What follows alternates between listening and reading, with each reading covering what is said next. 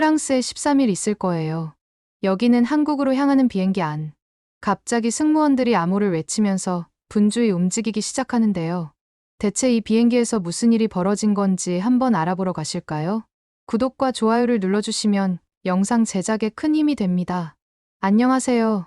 저는 올리카라고 해요. 독일에서 승무원으로 일하고 있답니다. 오늘은 제가 승무원이 된 계기와 저에게 큰 영향을 준 언니에 대해 말씀드리려고 해요. 저에게는 레베카라는 5살 연상의 친언니가 있어요. 꽤 많이 나이 차이가 나죠? 하지만 어릴 때부터 언니는 저에게 든든한 버팀목이 되어주었어요. 인생의 선배로서 조언도 아끼지 않고 때로는 친구처럼 고민을 나누기도 하죠. 레베카 언니는 지금 저처럼 승무원으로 일하고 있어요. 19살부터 승무원이 되기로 결심하고 포기하지 않고 끝까지 도전해서 합격했죠. 어릴 적부터 TV에서 승무원들의 멋진 모습을 볼 때마다 동경심을 갖곤 했는데 우리 집에 바로 그 승무원이 있다는 게 정말 자랑스러웠죠. 승무원으로 일하는 레베카 언니로부터 직업에 대한 이야기를 들으면 들을수록 승무원이라는 직업에 대한 매력을 깨닫게 되었어요. 여행을 좋아하는 제 성격의 비행기를 타고 세계 곳곳을 누비는 삶은 정말 끌리는 거 있죠? 그래서 언니의 영향을 받아 저도 승무원을 꿈꾸게 되었답니다. 그렇게 제가 승무원 준비를 하던 어느 날 비행을 마치고 돌아온 레베카 언니의 표정이 유난히 어두웠어요. 평소보다 피곤해 보이기도 했고요. 저는 언니에게 오늘 비행은 어땠는지 물어봤죠. 언니는 한숨을 푹 내쉬더니 오늘 있었던 일을 털어놓기 시작했어요. 이야기를 들어보니 그 비행기에 중국인 승객이 탑승했었대요. 비행기 티켓에 써진 중국식 이름을 보고 알 수 있었다고 하더라고요. 게다가 그 승객이 유일한 중국인이었기에 눈에 더 잘 띄었나 봐요. 근데 식사 시간에 그 중국인 승객이 갑자기 언니를 불러 세웠대요. 기내식이 입에 맞지 않는다며 라면을 먹고 싶다는 거였죠. 문제는 라면이 무료 제공 대상이 아니라는 거예요. 기내식과 달리 비행기 내에서 따로 판매하는 유료 메뉴였거든요. 그래서 언니는 정중하게 중국인한테 요청을 거절할 수밖에 없었대요. 그랬더니 그 승객은 고함을 지르며 난동을 부렸다는 거예요. 너무 큰 소리였던 나머지 주위 승객들까지도 웅성거리면서 언니와 그 중국인을 쳐다봤다고 하더라고요. 결국 언니는 어쩔 수 없이 상의 끝에 라면을 제공하기로 했죠. 근데 그 중국인은 간신히 구해준 라면을 받자마자 왜 이렇게 늦게 갖다 주냐며 화를 냈고 급기야 라면을 바닥에 던져버렸다는 거예요. 그 라면은 사방팔방 튀어서 옆에 있던 승객 다리에도 묻고 옷에도 묻고 난리가 아니었대요. 바닥은 라면 국물로 흥건해지고 언니 다리랑 승무원복에도 묻어서 얼룩덜룩해졌다고 하더라고요. 언니는 너무 당황스러워 어쩔 줄 몰라서 정말 울고 싶었대요. 그때 키 크고 인상 좋은 아시아인 남성 승객 한 분이 그 중국인 승객에게 다가가 중국어로 뭐라고 한마디를 했다고 하더라고요. 무슨 말씀을 하셨는지는 모르겠지만 중국인 승객은 곧바로 조용해졌고 그 승객 덕분에 더 큰 사태로 번지지는 않았던 거죠. 사건이 마무리된 후 언니는 잠시 휴식을 취하고 있었는데 아까 중국인 승객을 제지해 주신 분이 화장실 가는 모습이 보였대요. 언니는 그 승객에게 감사 인사를 전하고 싶어서 간식을 들고 따로 찾아갔고 그 남성분은 환하게 웃으면서 놀라지 않았냐고 물어봐줬다고 하더라고요. 언니는 그 남성분과 이런저런 대화를 많이 나누게 되었고 그러다가 한국 사람이란 걸 알게 되었대요. 언니는 그때 역시 한국인은 다르구나라고 생각했다고 했죠. 승무원 일을 하기 전부터 언니는 저한테 다양한 국적의 승객들에 대해 많이 이야기를 해줬어요. 언니의 다양한 얘기를 듣자니 국적에 따라 승객의 태도가 확실히 달라 보인다는 생각이 들더라고요. 언니는 그 중에서도 동양인을 정말 싫어했어요. 특히 중국인과 일본인을 되게 싫어했죠. 동양인 승객 중에서는 한국인 승객도 많은 거로 알고 있는데 언니는 한국인에 대한 언급이 없길래 왜 한국인은 싫어하지 않냐고 물어봤어요. 언니는 깜짝 놀라면서 전 세계 승객들 중 한국인만한 승객이 절대 없다고. 너도 일해보면 알 거라고 말해주는 게 아니겠어요? 언니가 말해준 한국인 승객 얘기만 들었을 땐 한국인이 예의 바르고 배려심이 깊다고 생각을 하긴 했지만 모든 한국인이 그럴 거라고 생각하지는 않았거든요. 언니한테 제 생각을 말하니 픽 하고 웃으면서 너가 직접 겪어보면 잘 알게 될 거라고 더 자세하게 알려주진 않더라고요. 그렇게 고되고 긴 준비 기간을 거쳐 마침내 엄격한 선발 과정에서 독일 항공사 승무원으로 최종 합격했어요. 승무원을 준비하면서 많이 울기도 했는데 꿈을 이뤘다는 생각에 감동이 북받쳐 오르더라고요. 독일 항공사라서 유럽인들이 가장 많을 거라고 생각했는데 생각한 것보다 동양인도 많이 눈에 띄더라고요. 그런데 그 많은 동양인한테서 국적이 한눈에 구분이 되는 게 아니겠어요? 특히 중국인과 한국인은 확실히 구분이 되었죠. 일단 한국인들은 비행기에 탑승할 때부터 남달랐어요. 어떻게 한 명도 빠짐없이 탑승권을 미리 준비할 수 있는 거죠? 중국인 같은 경우에는 탑승권을 보여달라고 하면 탑승권을 몇 번이나 보여줘야 되냐고 윽박지르는 경우가 많거든요.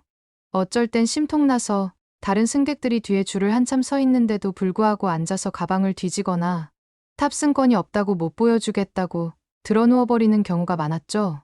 정말 승무원이 처음 되었을 땐 그런 진상 중국인 승객들을 어떻게 대해야 되는지 난감했었다니까요. 일본인들에게 탑승권을 보여달라고 하면 느릿느릿, 행동이 너무 답답해서 속 터질 때가 많았죠. 그런데 한국인이 만약에 탑승한다. 거기다가 연달아 많은 한국인 승객들이 탑승하게 되면 줄이 시원하게 뻥뻥 뚫려 제 마음도 후련하더라고요. 오죽하면 다른 승객들한테는 억지 웃음을 애써 지어야 되는데 그렇게 빠른 한국 승객분들 모습 보면 저도 모르게 웃음이 나와버려요. 거기다가 동양인들은 기내식 나올 때도 한 번에 구분을 할 수 있죠. 기내식 카트를 끌면서 통로를 지나가게 되잖아요. 간혹가다 많은 사람들이 테이블을 미리 세팅해놓고 있는 날이 있어요. 그럼 그날은 한국인 승객분들이 많이 탑승한 날이라고 바로 알 수 있죠. 제가 타고 있는 비행기는 엄청 커서 끝에서 끝까지 카트를 끌고 다니기에도 많은 시간이 소요되거든요.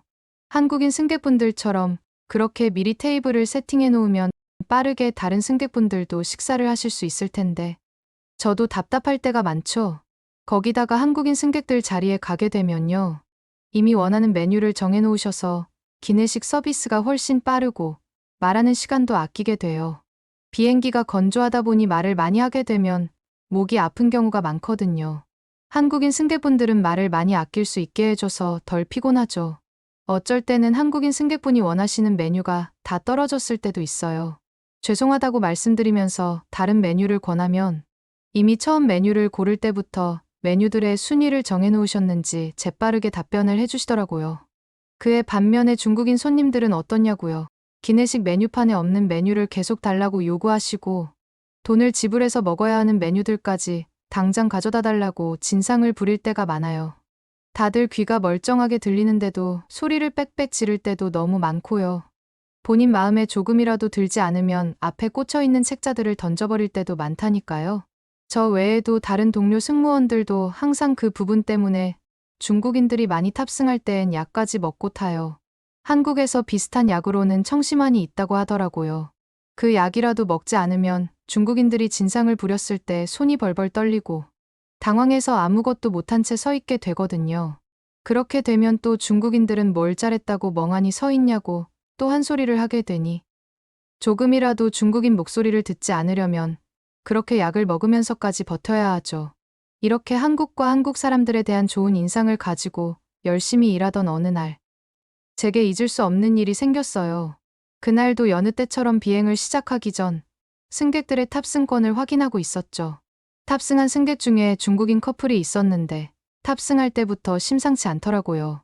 계속 뽀뽀하고 서로 껴안으면서 눈살이 찌푸려질 만한 애정행각을 하는 게 아니겠어요? 그래도 저한테 직접적으로 피해주는 게 아니니 못 본 척하고 탑승권을 받았었죠. 그런데 자리에 앉더니 저를 부르더라고요. 둘이 자꾸 옆자리에 앉고 싶다며 자리 이동을 요구하는 거 아니겠어요? 웬만하면 저도 상대하고 싶지 않아 자리를 옮겨주고 싶었는데 그날따라 비행기가 만석이라 정해진 자리 이외에는 옮겨드릴 수가 없었어요. 정중하게 현재 상황을 설명을 드렸지만 그들은 계속해서 고집을 부리며 큰 소리를 지르더라고요.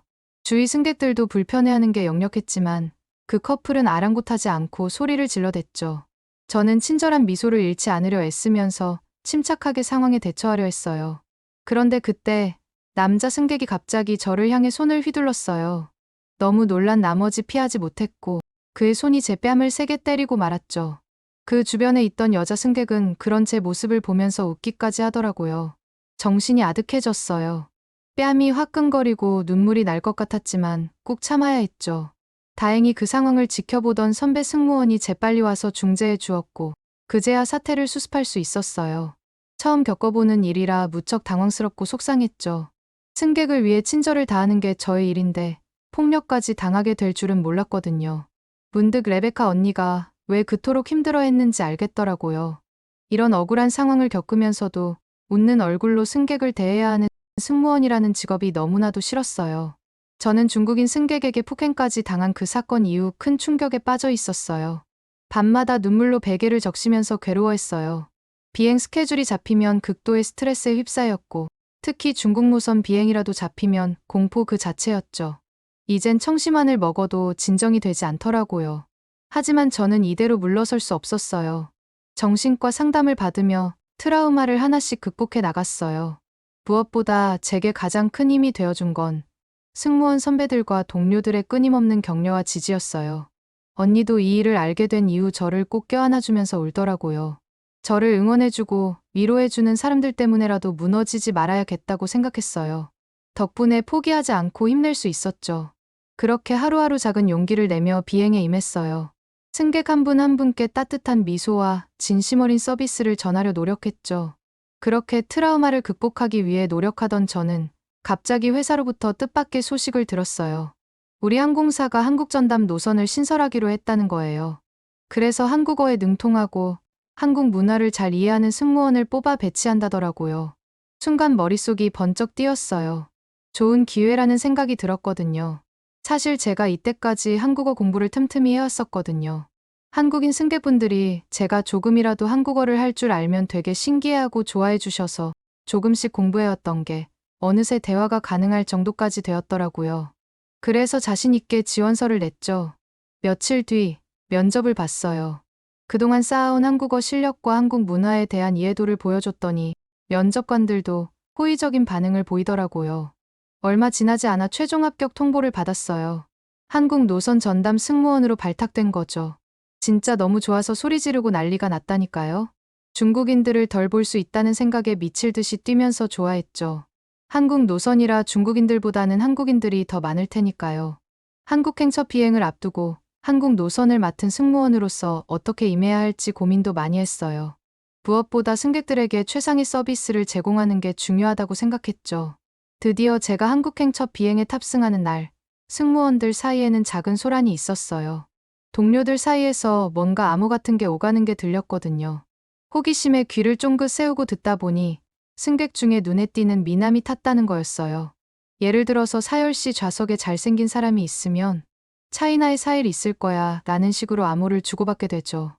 오늘은 프랑스에 13일 있을 거야 였는데 13열 F 좌석에 무척 잘생긴 한국인 승객이 앉아 있다는 말이었고 절로 고개가 돌아가더라고요.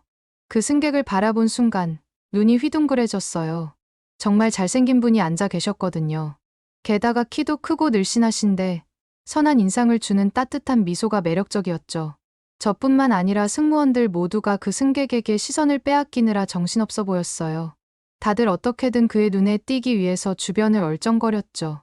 문득 저도 그 승객만 힐끔거리고 있다는 걸 깨닫고 당황했어요.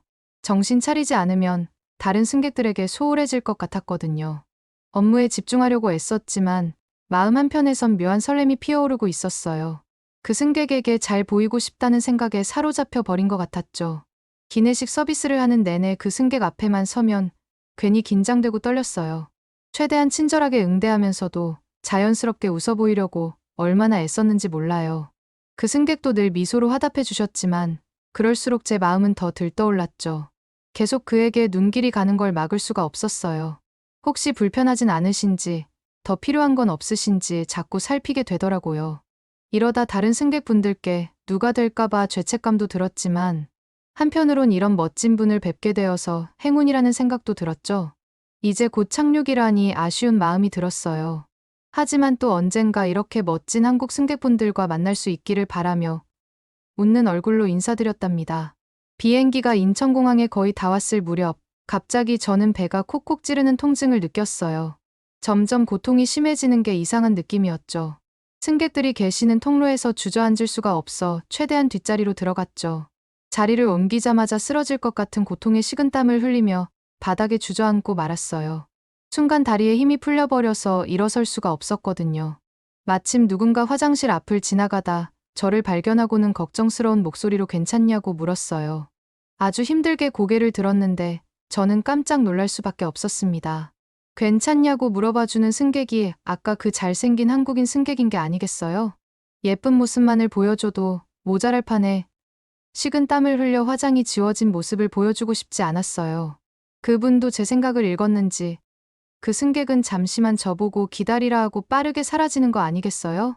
잠시 후 알고 보니 다른 승무원들을 데리고 와주신 거였더라고요. 저를 직접 옮기기에는 아무래도 조심스러웠다고 말씀해 주시더라고요. 승무원들은 저를 부축해서 자리에 앉혔죠. 그분도 걱정스러운 눈빛으로 저를 따라왔는데 알고 보니 의사라고 하시는 게 아니겠어요? 제 상태를 꼼꼼히 체크하시는 모습에서 배려심과 전문성이 느껴졌어요.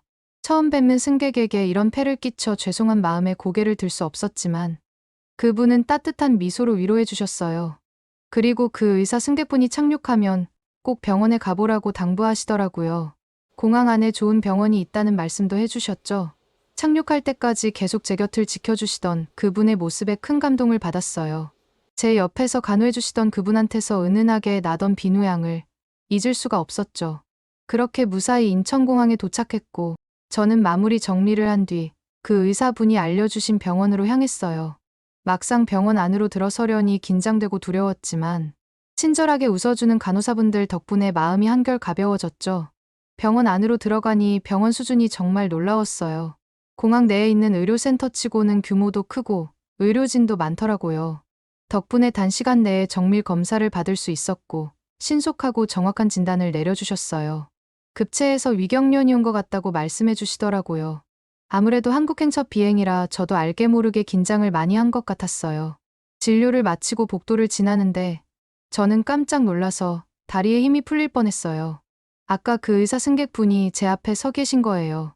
알고 보니 이분은 공항 의료센터에서 근무하는 분이셨던 거죠. 너무 감사한 마음에 얼른 달려가서 아까 정말 감사했다고 인사를 드렸죠. 그분도 절 알아보시고 반갑게 맞아주시더라고요. 건강 상태를 물으시며 앞으로 자주 볼 테니 언제든 편하게 연락하라고 하시는 거 아니겠어요? 그러면서 그분의 명함을 받을 수 있었죠. 병원을 나오는데 저도 모르게 입가에 미소가 번졌어요. 잘생긴 분 앞에 어떻게든 눈에 띄고 싶었는데 이렇게 번호까지 알게 되다니 너무 행복해서 이렇게 한국행 비행기를 탔다는 사실에 감사한 마음까지 들더라니까요. 그렇게 인천공항 병원에서 치료를 마치고 밖으로 나왔을 때 저는 너무나 놀라고 말았어요. 왜냐하면 인천공항의 시설과 규모가 제가 상상했던 것보다 훨씬 크고 좋았거든요. 독일에 있는 공항과는 비교도 되지 않았죠. 각종 편의시설은 물론 쇼핑몰이나 엔터테인먼트 공간도 잘 갖춰져 있더라고요. 덕분에 공항에서의 대기 시간도 지루할 틈이 없었죠. 그렇게 저희는 지금까지도 연락이 되어 이번 휴가 때 한국에서 만나기로 했답니다. 얼마나 기대되는지 몰라요.